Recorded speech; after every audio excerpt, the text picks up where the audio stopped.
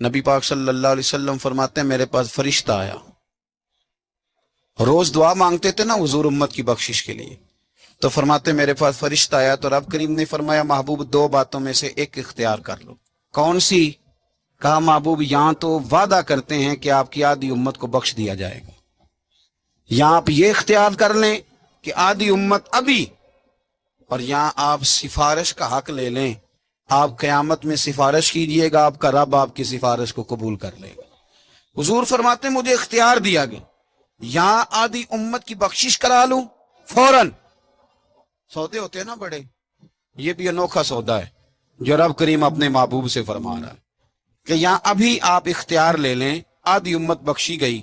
تو رسول کریم صلی اللہ علیہ وسلم فرماتے ہیں میں نے کہا نہیں مالک آدھی نہیں، تو مجھے سفارش کا حق دے، پھر جس کی میں سفارش کروں تو قبول فرما۔ پھر پیغام حق آیا کہ والا سوف یؤتیک ربک فترضی، محبوب جس طرح آپ کہیں گے آپ کا رب آپ کو راضی کر دے گا۔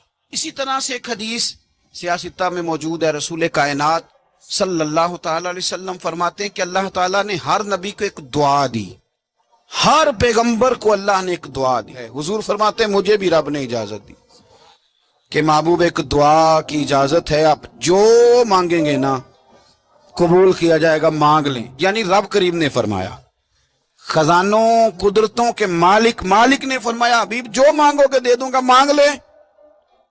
تو حضور فرماتے ہیں میں نے کہا اللہ میری دعا کو محفوظ کر لے، تو میری دعا محفوظ کر دے، میں قیامت کے دن اپنی امت کے لیے مانگوں گا۔ وہ جو ہر نبی کو چانس ملا تھا کہ ایک دعا، میں نے کہا تھا پھر کہتا ہوں اور رحمت کی امید کرتے ہوئے کہتا ہوں کہ دوزخ میں تو کیا میرا سایہ نہ جائے گا، کیونکہ رسول پاک سے دیکھا نہ جائے گا۔